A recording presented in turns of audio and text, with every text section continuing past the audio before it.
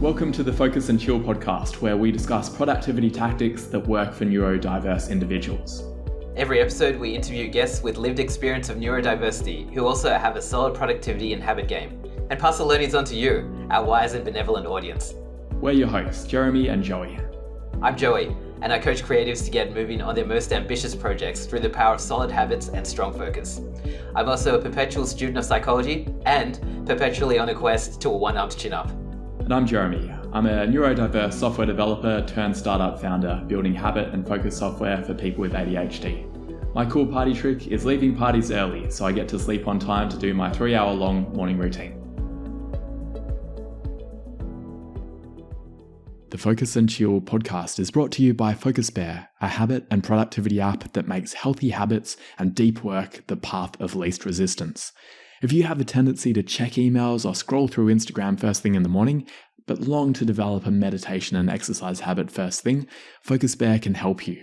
The app blocks distractions on all your devices and guides you through your habits one at a time. Throughout the day, FocusBear assists you to stay in deep work by blocking websites and apps that are unrelated to your chosen focus mode. Life's not all about work though. You'll be prompted to take regular breaks to rest your eyes and stretch your muscles. At the end of the day, FocusBear helps you switch off. Work-related apps get hidden so you can unwind and sleep well. Check out the app by going to focusbear.io. Welcome to episode number 29 of the Focus and Chill podcast. We're thrilled to be joined by Dave Thompson today. Dave is a self-advocate with ADHD, dyslexia, and sensory processing disorder. He's worked as an innovator, consultant, trainer, and strategist within the Neurodiversity Employment space since 2010. Welcome to the show, Dave. Thank you so much for having me. This is really cool. Yeah, it's really good to have you. Can you tell us a bit about your experience with neurodiversity? When did you realize that you weren't neurotypical? Yeah, absolutely. So I have been neurodistinct since before, I guess, neurodiversity was really even a term that was coined, of course. But unlike a lot of other people's stories right now, which are really important stories of late diagnosis or late realizations, I was diagnosed at 5 years old. So in the early 90s, at least with ADHD and dyslexia, never formally diagnosed with anything else, but I self-diagnosed a couple of other things. And because of that, I was kind of raised on assumed deficits or inabilities or through this kind of disability lens in special education classes in school and by my family. To their credit, there really wasn't any other lens to look through in New York in the early 90s, so I don't blame them, but just kind of raised based on the idea that I had some pretty serious limits to my potential rather than encouraged to explore what I'm actually good at. And now I know I'm good at a lot of stuff, right? And also explore what challenges I have, what my barriers are, and how to mitigate those barriers. I read and wrote backwards when I was younger. Some of those things have gone away, but some of them have persisted. I still struggle to tie my shoes. I still struggle in a lot of ways. I dropped out of college 3 times, failed my road test, my driver's test 3 or 4 times. So I do have some barriers. That said, when I and concentration stuff, sensitivity to light, distraction, noise, things like that, the neurodiversity movement has been really eye-opening for me to look at myself and my brain through a different lens. And that's kind of been like the single most empowering thing that has happened to me in my adult life. There's kind of the days before that and the Dave before that and the Dave after that. Now I realize I have lots to contribute to the world of work and to, I'm perfectly capable and do lead a really meaningful life. And it's thanks to the idea that the way I'm wired is naturally occurring. There's nothing wrong with me. And it's the world of work or community life or school, et cetera, that need to catch up with the natural variations in people's brains. Does that make sense? Yeah, absolutely. And that's such an empowering way to look at it. I'm really glad to hear that it has evolved since those early days of more of the deficit model. You spoke about some things that are challenging for you. Are there things that come easy to you that because there's often a spiky skill set, that some things are hard, some things are easy? Yeah. Yeah. And now, hindsight is 2020, right? So now I see these as threads kind of sewn through the fabric of my life, right? Where you could have seen when I was younger that it's so obvious that Dave is super outgoing. Like I was doing Jim Carrey impressions in the talent show when I was 7 years old and things like that. Speaking, doing little plays in front of hundreds of people. And now, not everybody wants to get onto a webinar and talk to a few hundred people about a blossoming topic that with a lot of room to make mistakes and a lot of a fairly complicated topic. But I do, and I'm perfectly confident in doing that, and I do attribute that to me and the way my brain is wired. I mean, if you look at a lot of people with ADHD, we tend to be extroverted, outgoing, or at least able or natural with that kind of ability. Like I see myself as kind of someone who wants to make people comfortable, kind of a tour guide, naturally empathetic, and I pride myself on that.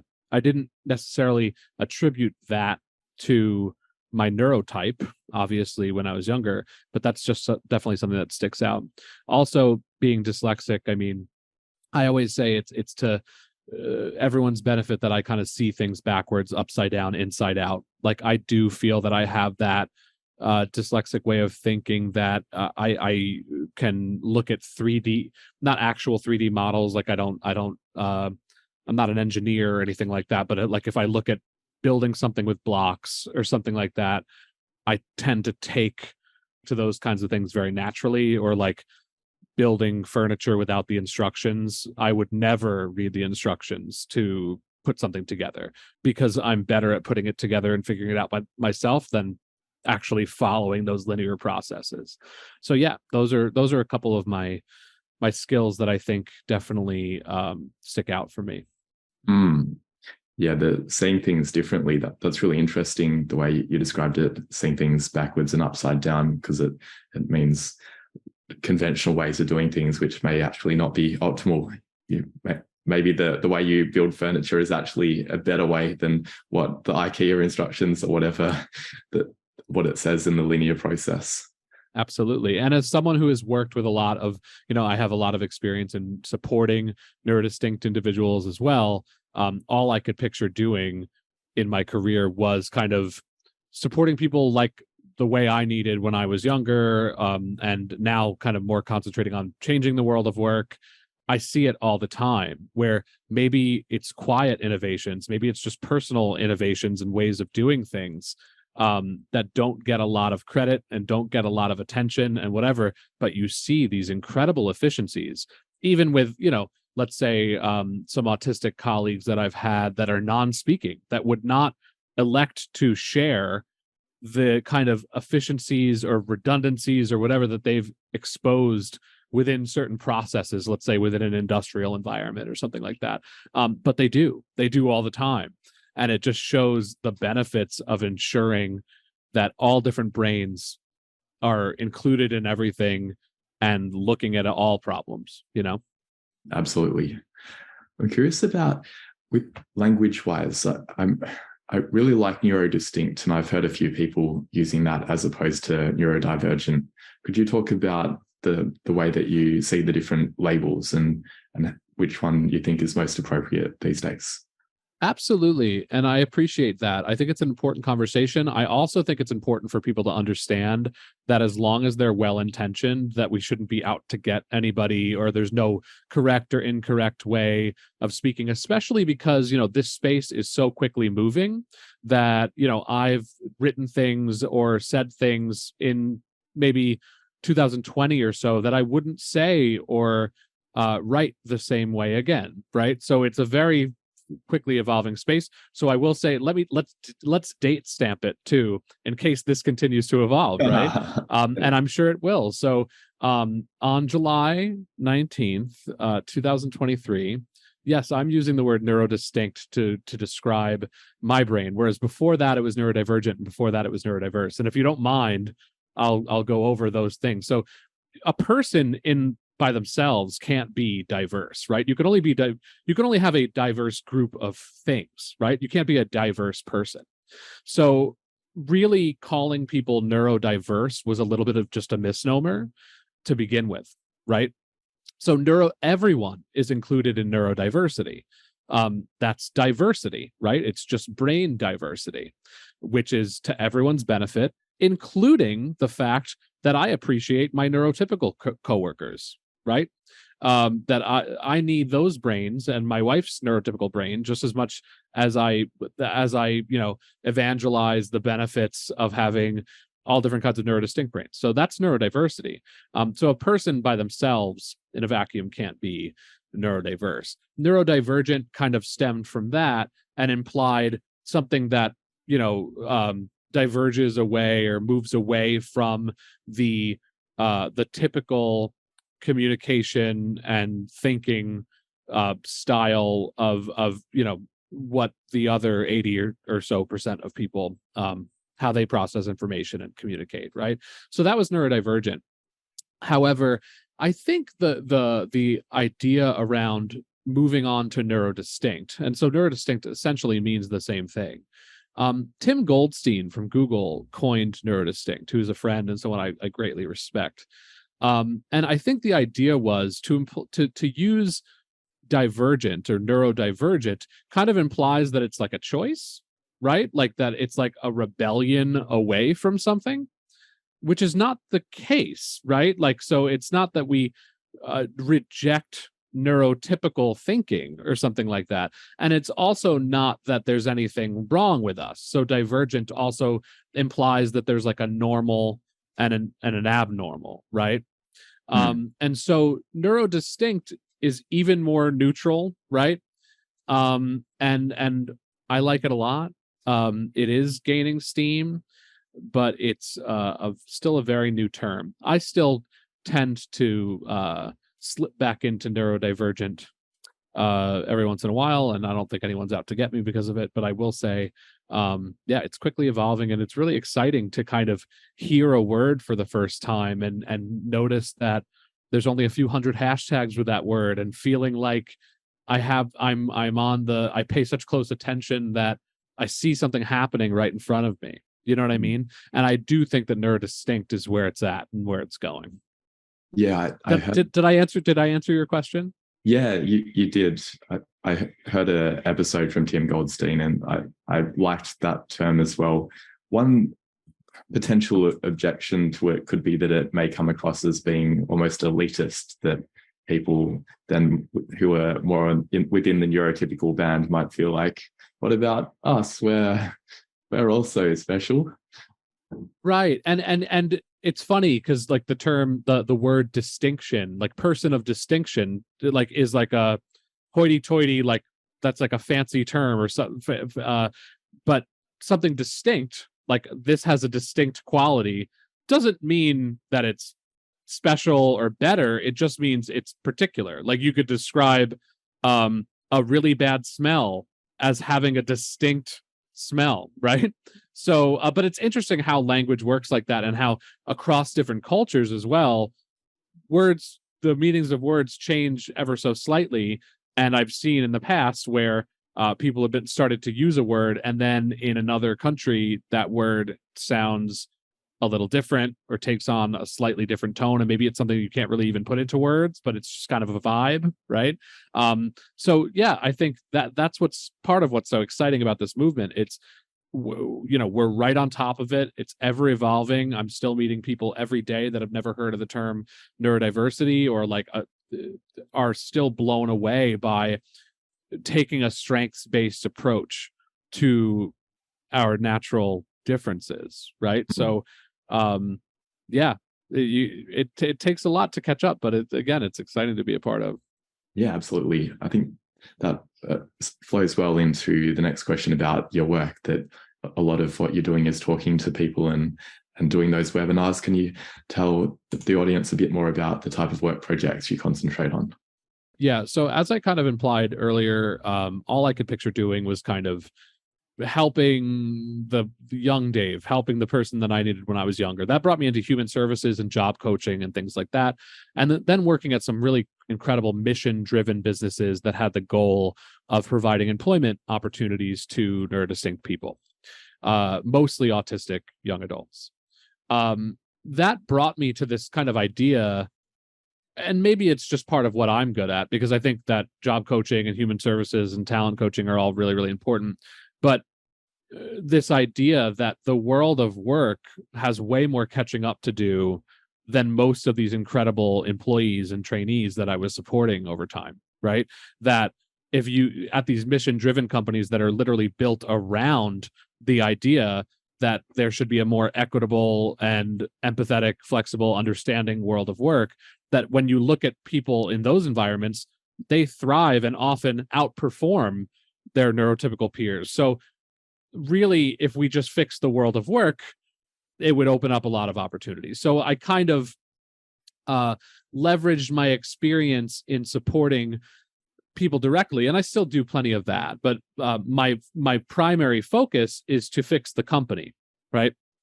And so Potential Workforce, my employer, who I'm so lucky to be part of, Potential Workforce was started in 2019 with this same idea of supporting mostly really big companies in becoming neuro-inclusive. You see hiring initiatives that have popped up in the last 10 years at companies like Microsoft, Ernst & Young, Google, IBM, Dell, and places like that. And they're all different. They're all trailblazers. They've all done really big things. And that movement is gaining steam, right? And so whereas a company like Microsoft or Ernst & Young kind of did it on their own and have plenty of resources, I guess, to throw around to really do research and development on something like this and figure out what works, other companies want to say, well, it's going so well for you, how do we do it, right? And so Potentia kind of took the playbook at a combination of best practices from kind of a bunch of those founding companies, and we support other companies in walking the walk. And so we're very high touch. As far as these neurodiversity hiring initiatives, we first train actual teams like managers and mentors, et cetera, on how to be more neuro-inclusive, as well as their senior leadership, their HR. Then we actually proactively recruit neurodistinct professionals who face, a 30 to 40% unemployment rate in the US, into these specialized roles within companies like Chevron, Baker Hughes, AIG, some of the world's largest organizations. And then we provide ongoing support, not just to that. When I say ongoing support, everyone automatically thinks of that new hire that might be autistic, ADHD, et cetera. And that is true. We do provide ongoing support to that individual, but we provide just as much support to that manager and those teams, because, like I said, that's my concentration. I do think that if we fix the workplace, the burden won't be as much on neurodistinct people to align themselves and fit in, fit a square peg in a round hole, right? But rather to just feel like they belong somewhere that's truly inclusive, right? So that's our STARS program. We also have, someone could respond to those neurodiversity hiring programs and say, well, what about me? I've worked at Microsoft since well before they started this program, and I'm autistic or I have ADHD, right? And there are tons of employees that work at companies that are not part of neurodiversity hiring initiatives. So what about them? And what about becoming an employer of choice for people that think differently, right? So we want entire companies to change. And so we have this newer program called Empower. I don't think there's anything really like it. And Empower kind of supports a larger section of a big company, or maybe even a whole company, in measuring their employee engagement, retention, productivity, happiness, belonging, and kind of process consulting and digging in and looking at how neuro-inclusive this environment is, where they're at as far as their fluency with what neurodiversity is all about and how they can support their employees. And we improve those metrics, that engagement, productivity, retention, belonging, happiness, all that stuff, through the ways that we support them moving forward. So that was a lot of words. Thank you for listening. And I hope it all makes sense. Let me know what you think. Yeah, that sounds really cool, that both supporting companies to hire better and supporting the teams as well. That seems really important, because it's probably not enough to just get someone into the job, but actually helping them to be productive and to feel welcomed is really important. What are some of the things that companies can do, say with hiring? I've heard, for example, sending the interview questions out in advance is one of the big things. What are some other things that companies can do, both with hiring and with supporting their staff? Let's do one for hiring and one for supporting. I do like to start in the very beginning, and I could go all day. For hiring, you already talked about interviewing. That's a great example of a more inclusive way to be interviewing. Also, strengths-based interviewing, rather than asking very finite skills-based questions. Let the, candidates should be interviewing the company too. First of all, it should be much more of a conversation, and also a strengths-based approach. So let them tell you what they bring to the table. Let them talk about what they want to talk about and share what makes them different, what makes them special, and why you should pick them, right? Also, job descriptions. There's this very copy and paste culture in the world of recruiting and job descriptions, where a lot of job descriptions say the same thing and they don't all mean it. So, for example, and there's a lot of self-selecting out. So not only is AI or something like that, or just rigid processes and rules, eliminating a lot of candidates that could contribute in really big ways to the workplace. But also, the first step is that candidates are self-selecting out and not clicking submit on those applications, right? And that's because job descriptions say things like, must be a strong communicator. How many jobs across a company say must be a strong communicator, and how many different things might that mean? Whether you're in food services, cybersecurity, you're the CFO or something like that, 3 very different roles that all probably say must be a strong communicator and all probably mean something different. Am I a strong communicator? Yes. Am I good at communicating everything? Absolutely not. So if it said something like must be a strong communicator about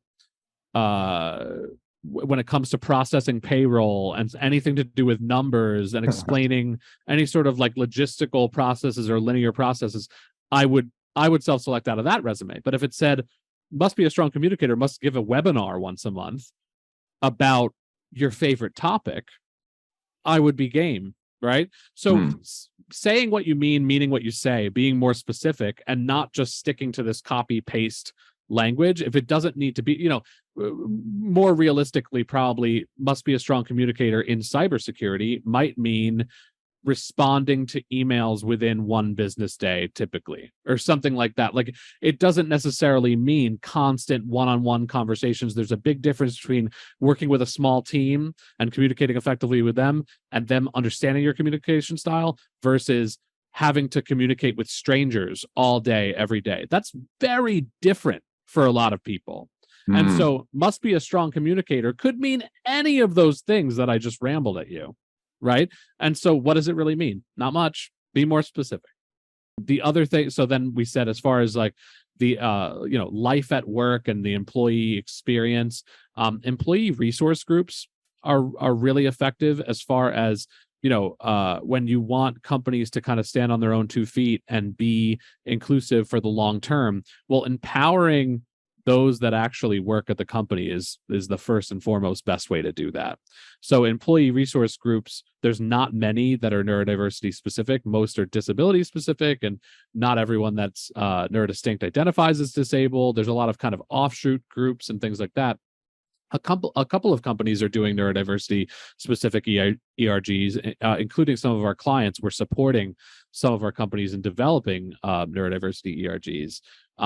And we see that as really, really important, empowering the employees to have a voice, to be there for each other, for peer support, mentorship opportunities, and things like that, and to kind of be that group within the company that says, when it comes to being more, inclusive of us, this is what we'd really like you to do. Letting, there shouldn't be conversations about us without us, right?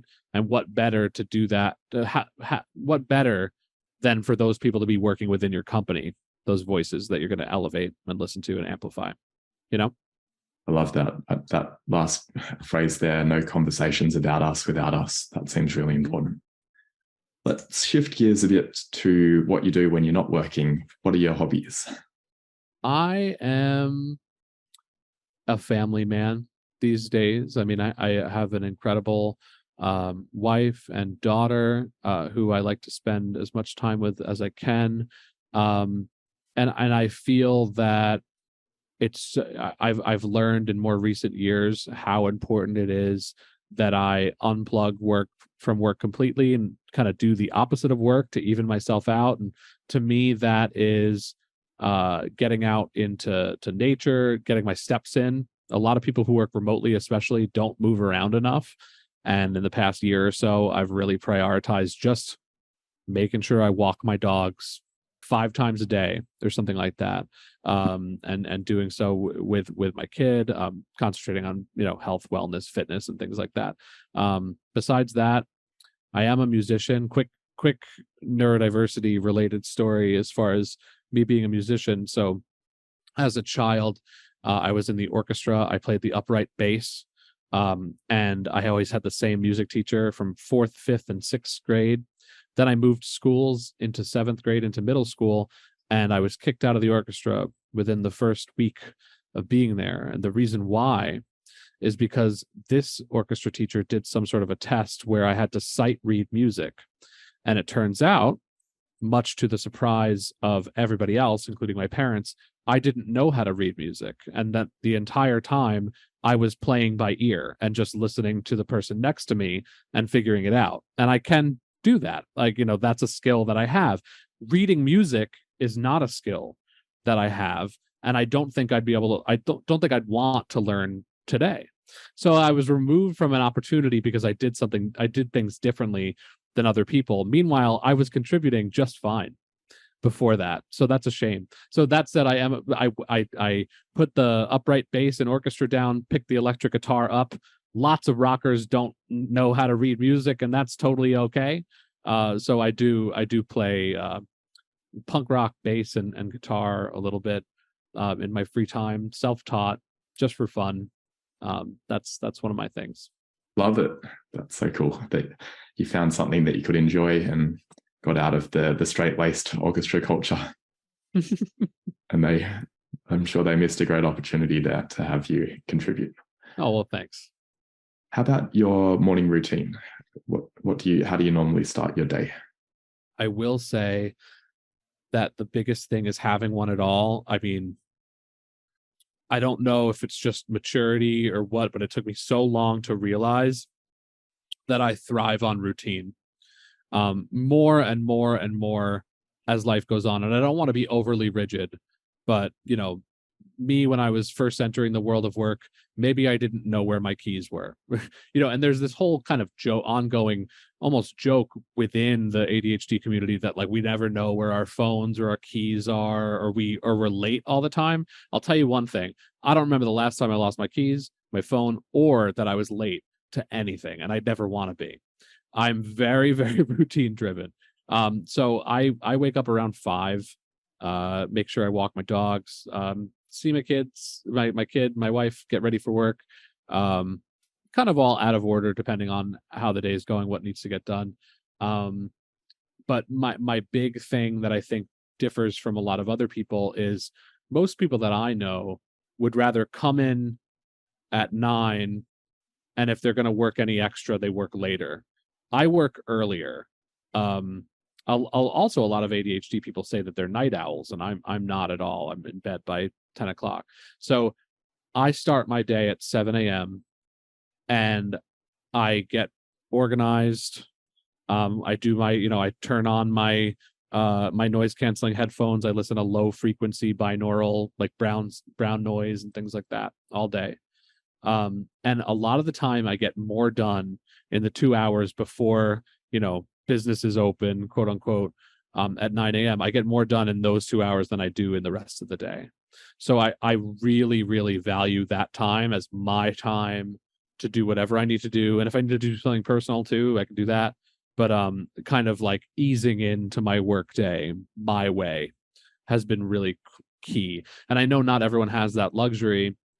When I was working in person, I was able to, get into my office on my own. I had keys, whatever. And now I haven't been back to the office in person since March of 2020.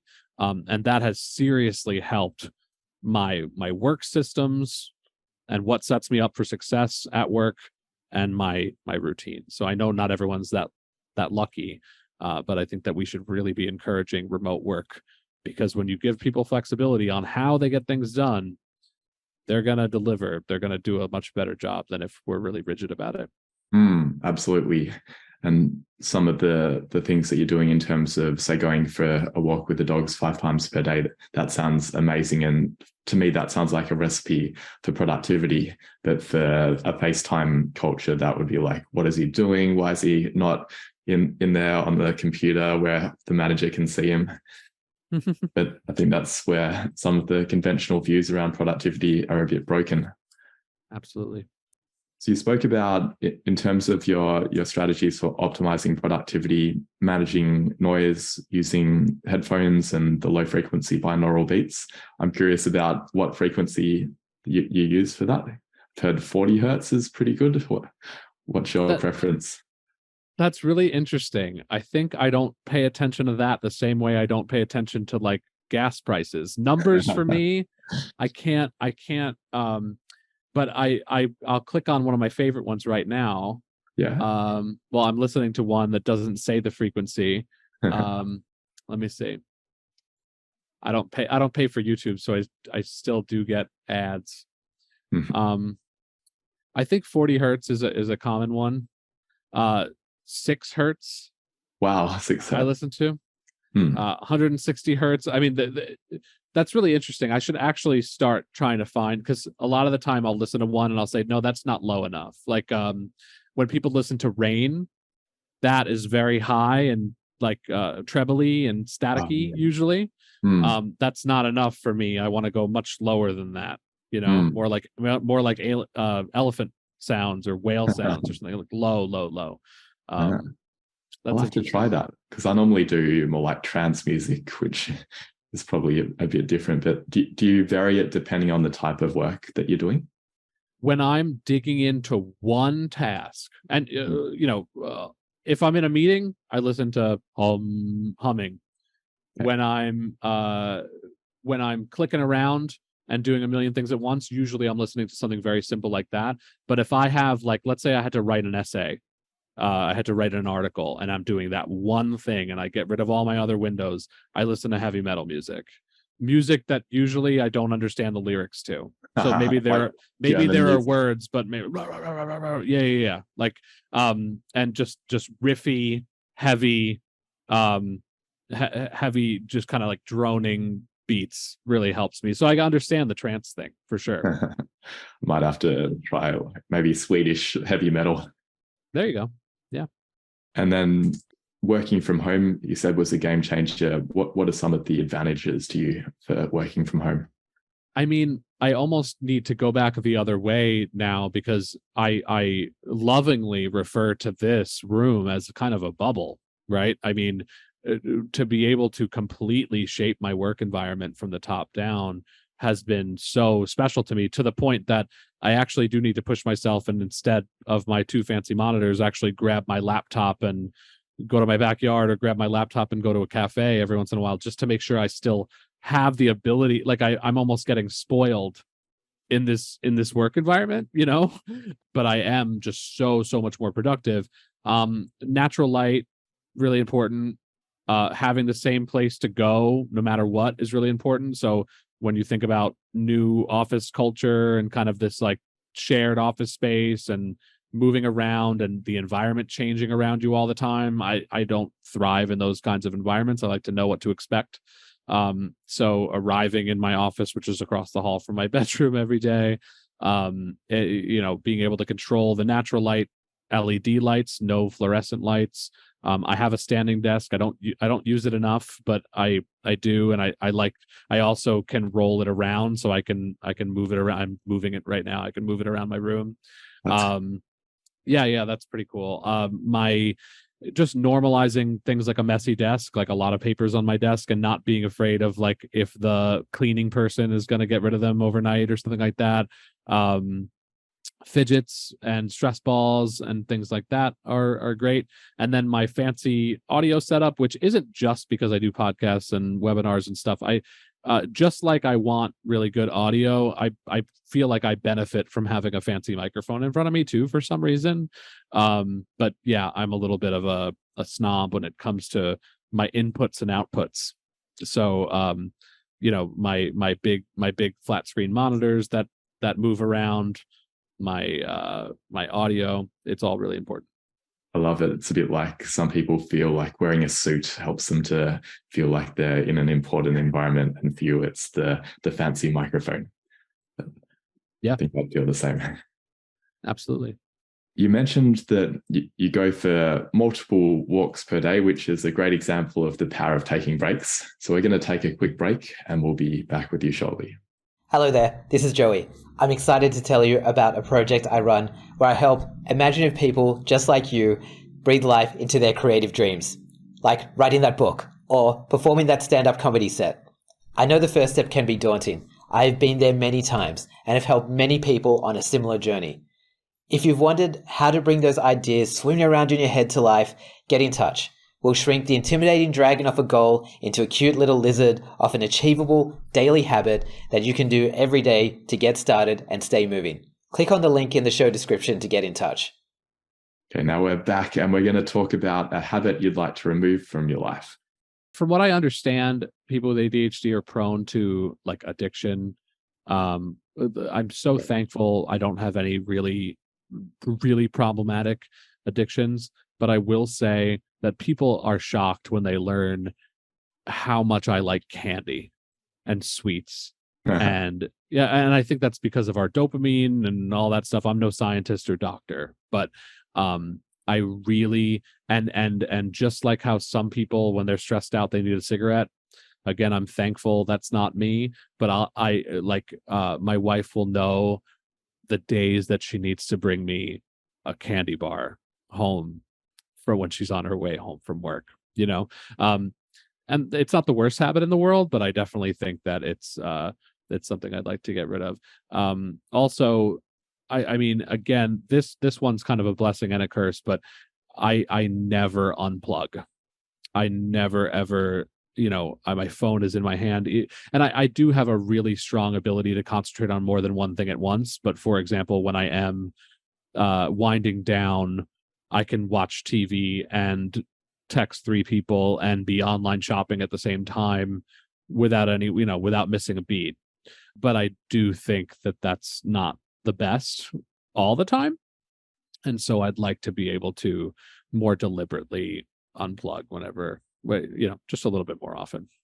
But it sounds like you do that a fair bit with getting time in nature, which is but I'm listening to I mean if I'm not with my family, then I'm absolutely listening to a podcast. I would never do it I'm listening to music or constantly needing information inputs. So most of the time podcasts.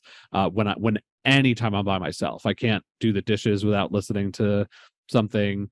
That's not enough for me to be alone with my own thoughts. Not that I have like haunting thoughts or anything like that. It's much more comfortable for me to have some sort of, input all the time.